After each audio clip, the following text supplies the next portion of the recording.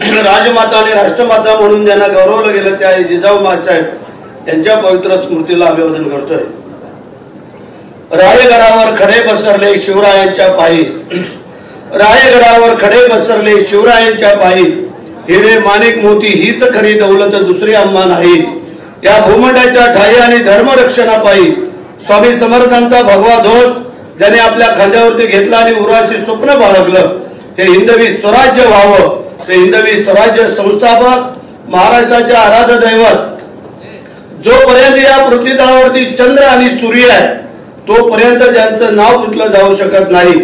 ज्यांनी कीर्ती संपादन केली म्हणून त्यांना संबोधलं गेलं यशवंत, कीर्तिवंत, धैर्यवंत, शिळवंत आणि नीतिवंत।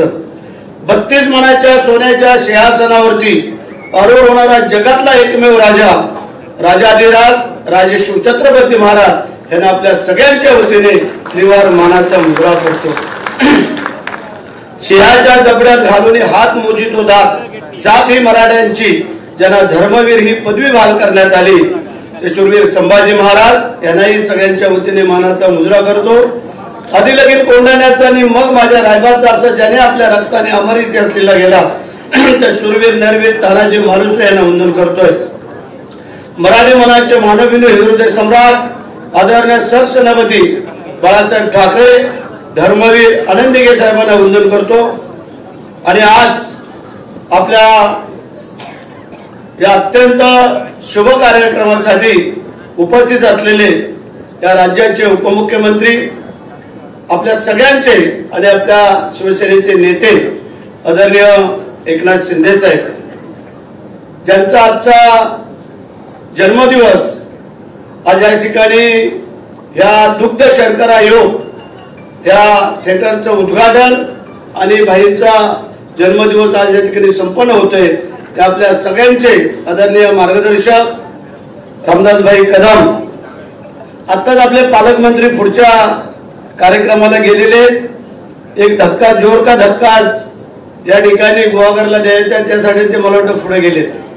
त्यानंतर आमचे सहकारी मित्र विधिमंडळातील आणि आपले लाडके आमदार आताचे मंत्री आदरणीय योगेश दादा, आमचे जुने दोन्ही सहकारी आमचे सदाभाऊ चव्हाण असतील, आमचे संजय भाऊ कदम असतील, त्याचप्रमाणे आपले जिल्हा मुख्य कार्यकारी अधिकारी असतील, व्यासपीठावरील सर्व मान्यवर आमचे जिल्हा प्रमुख असतील, उपजिल्हा प्रमुख, महिला आघाडी, युवा सेना आणि उपस्थित मोठ्या संख्येने भाईंना शुभेच्छा द्यायला उपस्थित असलेले सर्व शिवसैनिक, महिला भगिनी सहित पत्रकार बांधव, फार काय वेगळं बोलणार नाही, कारण आम्ही बोलताना कधीतरी आमचं थोडंसं इकडं तिकडं सरकतं, कारण आम्ही रायगडचे मावळे आहोत आणि शिवाजी महाराजांचे मावळे बाळासाहेबांच्या मुशीत तयार झालेलो आणि आदरणीय एकनाथ शिंदे साहेबांचे खंदे समर्थक म्हणून आमच्याकडे पाहिलं जातं आणि त्यासाठी रांगड्या मातीतला गडे असल्यामुळे एखादा शब्द इकडे तिकडे होतो।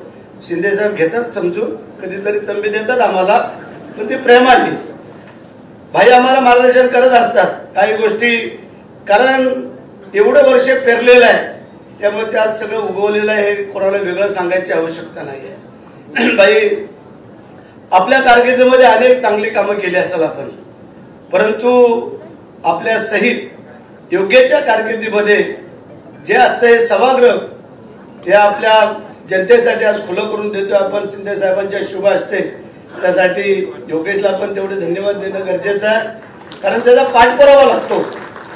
शिंदे साहेबांना काय माहिती तुमच्या इथे काय पाहिजे, परंतु इथला स्थानिक आमदार हा जेव्हा सांगत असतो आणि म्हणून त्यांनी हजारो कोटींचा निधी आज आपल्या या मतदारसंघासाठी आणलेला आहे।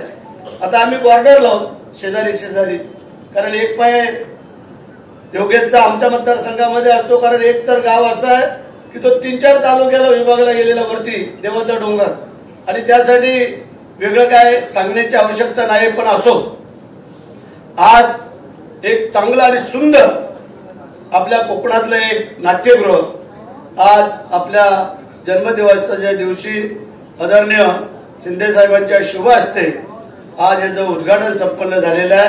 हे कधी आता बंद पडणार नाही आहे हे आम्हाला पूर्ण खात्री आहे। म्हणजे आता मगाशी सावंत साहेबांनी सांगितलं ती वस्तुस्थिती आहे, काम करतो तो चुकतो, काम करत नाही तो कधी चुकत नाही आहे। आणि नेते मंडळींना पूर्ण कल्पना आहे की हे आपल्या संघटनेला कुठेही बाधा आणू देणार नाही आहे, कारण ही संघटना जी काय वाढवण्याचं काम आता आम्ही करतोय. कारण आज मधल्या काळामध्ये आमचा सदाभाऊ आमच्या बरोबर आला, आता या मधल्या काळामध्ये आमचा शिष्य तुम्ही सगळे आले संजय भाऊ, आणि आता आम्हाला रस्ता पुढचा मोकळा झालेला आहे, कारण तुमचीच अडचण आम्हाला मधल्या काळात वाटत होती, त्यामुळे आता काय अडचण वाटण्याचं कारण नाही आहे. आणि आज सांगतो, येणारी पहिली जिल्हा परिषद पंचायत समिती आहे. आता एवढी सगळी मोठी संख्या आहे, अगदी सावंतवाडीच्या टोकापासून ते खेडच्या दापोली मंडणगडच्या टोकापर्यंत. ही तसं पाहायला गेलं तर एक हाती पण सत्ता आपली या जिल्ह्याची येऊ शकते, हे काही वेगळं कोणी ज्योतिषाने सांगायची आवश्यकता नाही आहे.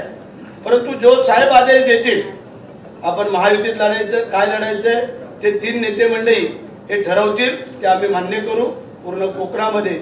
त्यामध्ये कारण आज कोकणाने जे बाळासाहेबांना प्रेम दिलं होतं हे कोणी नाकारू शकत नाही. भाई माझ्या लक्षात आहे की आपल्या एसटीच्या बाजूचं ग्राउंड त्या मैदानावरती जेव्हा साहेबांची सभा झाली होती तेव्हा या कोकणवासियांना साष्टांग दंडवत घातला होता, हे आम्ही डोळ्यांनी पाहिलेलं आहे.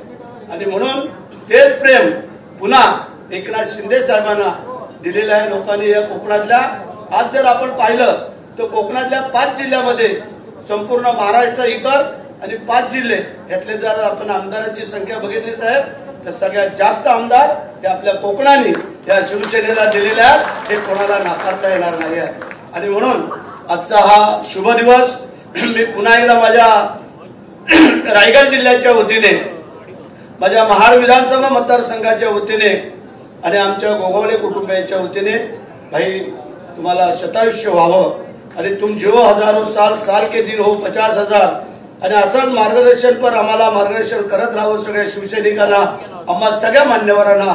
आणि पुन्हा एकदा मी आदरणीय शिंदे साहेब, आज हेलिकॉप्टर येऊ शकत नाही आहे, बरेचशा लोकांचे तर्कवितर्क होते, हेलिकॉप्टर येणार नाही मग भाई येत आहेत का नाही. आता दोन्ही भाई तुम्ही बाजूला, त्यांना पण भाईच बोलतात, आम्ही भाई आणि साहेब बोलतो, कारण तुम्ही भाई वेगळे आहेत, शिंदे साहेब भाई वेगळे आहेत. पण त्यांनी सांगितलं की मी गाडीने येणार आणि केवळ येणार ते आपला शुभ दिवस आणि या हॉलचं उद्घाटन. म्हणून मी पुन्हा एकदा आपल्या संपूर्ण कोकणाच्या वतीने एकनाथ शिंदे साहेबांना अशा शुभेच्छा देतो. त्यांच्या जे काय मनामधल्या अशा अपेक्षा असतील त्या संघटनेसाठी अशा फुलत भरत राहो अशी मी आई जगदंबे चरणी प्रार्थना करतो, आई काळकाई मातेच्या चरणी प्रार्थना करतो आणि माझ्या 2 शब्दाला पूर्णराम देतो. जय हिंद, जय महाराष्ट्र, वंदे मातरम. धन्यवाद गोगावले साहेब. खरं सांगायचं तर शिवसेना ही नाव, हे छत्र जेव्हा आपल्या मस्तकावरती आहे त्या व्यतिरिक्त आपल्याला काही कुठल्या गोष्टीची गरजच लागत नाही, कारण